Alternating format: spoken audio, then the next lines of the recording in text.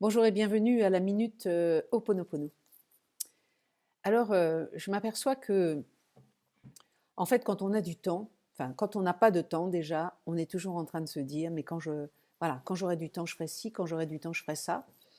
Et vous apercevez qu'au début, quand on a un peu de temps, mentalement, on croit vraiment ce qu'on se raconte et donc, du coup, on se dit, bah tiens, puisque j'ai du temps, je vais faire ça.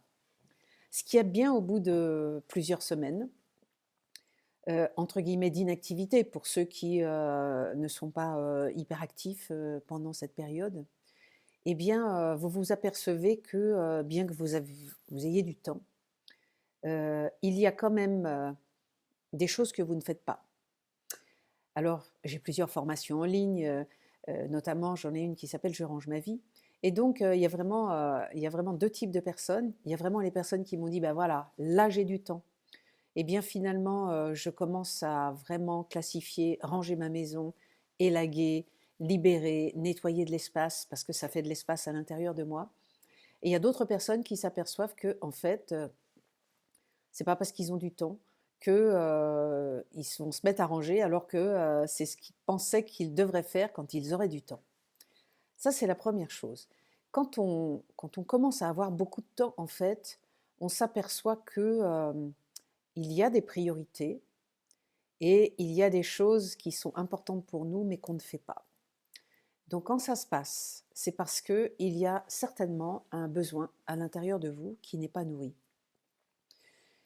Il y a des gens, par exemple, qui aiment bien bosser, mais peuvent s'apercevoir au bout de 5 semaines que bah, finalement, sans travailler ou avec un peu de télétravail, ma foi, le boulot n'est pas indispensable.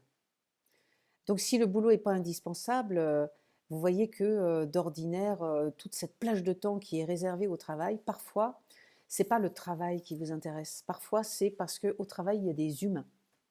Et si vous avez un métier dans la relation d'aide, parfois ce n'est pas le travail qui vous intéresse, mais c'est de voir que la souffrance recule, que les humains dont vous vous occupez se transforment. Voilà, il y a quelque chose qui transforme.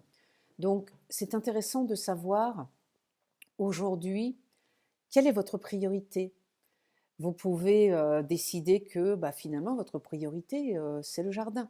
Vérifiez si, quand vous passez toutes ces heures au jardin, c'est bien quelque chose qui vous nourrit. C'est sûr que le lien avec la nature, avec la terre, avec l'abondance, peut avoir réellement un effet bénéfique sur vous. Regardez bien si c'est votre priorité. Parce que c'est un peu ça que je vous propose de regarder aujourd'hui. En général, on a tous des mauvaises habitudes défensives dans notre vie. Comme on est très occupé, on n'a pas trop le temps, donc on survole un peu ci, on survole un peu ça. Il y a des gens qui sont plutôt extravertis, c'est-à-dire qu'ils passent beaucoup de temps à l'extérieur.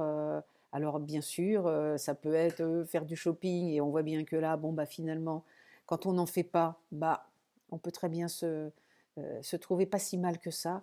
Donc voilà, il y a des gens qui sont très extériorisés, toujours dans les liens, mais pas toujours des liens nourrissants. Il y a des gens très intériorisés qui peuvent utiliser le confinement pour finalement se détendre en se disant, bon, il n'y a rien à prouver, on ne peut pas sortir. Et donc, ça les détend profondément de ne pas avoir à faire d'efforts par rapport aux humains. Mais en fin de compte, au bout de 5 semaines, si vous vous posez vraiment la question de qu'est-ce qui est important, eh bien, faites un petit peu un état des lieux. Vous voyez que faire les courses, c'est pas si important.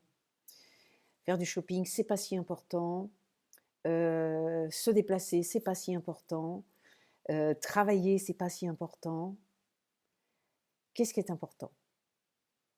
Moi, pour ma part, pendant longtemps, j'ai beaucoup travaillé et j'étais en connexion avec des humains, mais pas si connectée que ça. J'utilisais la relation que j'avais à la maison pour me conforter dans, et ben voilà, ça va, on est deux, tout va bien, on est en communication. Et en fait, non, je vois bien qu'une de mes priorités aujourd'hui, c'est vraiment les relations humaines, la connexion, passer du temps avec des gens avec qui je me sens bien. Pas juste pour passer du temps, et vous voyez que là, on est obligé de sélectionner un petit peu, on peut pas être dans l'avidité habituelle des liens. Donc peut-être que toute cette période vous amène à considérer que ce qui est important, eh bien, c'est peut-être le lien avec l'autre, avec vous-même, et comment vous vous sentez bien avec vous-même dans la relation à l'autre. Si vous êtes confiné seul, peut-être que vous vous apercevez que la priorité, en fait, c'est d'être en contact avec des humains. Parce que si vous êtes seul, c'est pas parce que vous n'avez pas de relation amoureuse que vous ne pouvez pas être en contact avec des humains. Il y a toutes sortes de manières d'être en contact avec des humains. Et vous voyez que peut-être vous allez redéfinir ce désir profond de connecter les humains dans quelque chose de leur essence, d'un vrai échange, d'un partage et d'une authenticité. Et peut-être que ce confinement va vous amener là. Donc si vous mesurez que finalement c'est ça qui vous manque le plus, c'est là où il y a le plus de joie pour vous, vous pouvez parler au petit, à la petite, si vous sentez que finalement vous n'aviez pas complètement misé là-dessus dans votre vie. Donc vous lui parlez, je suis désolée. Je n'avais pas vu à quel point tu t'étais senti isolé des humains et à quel point j'avais encouragé cela dans une forme de protection, pardonne-moi, d'avoir été suroccupée à m'occuper de mon travail, de mes enfants, de mes chiens, de mes chats, de tout ce que vous voulez, euh, sans avoir complètement privilégié le lien profond. Et vous vous apercevez que pour pouvoir vivre un lien profond avec les humains, il faut pouvoir vivre un lien profond avec son petit et sa petite à l'intérieur. Je te remercie de m'envoyer cette période de solitude relative où même si je ne suis pas seule, je suis en train de remettre en question la qualité relationnelle que je vis, la qualité nourrissante des liens que j'entretiens, parce que je vais aussi me rapprocher de toi, c'est ce à quoi sert cette prière, pour pouvoir euh, commencer à initier cette proximité que je veux avec toi et avec les autres humains. Je te remercie, je t'aime. Voilà pour aujourd'hui.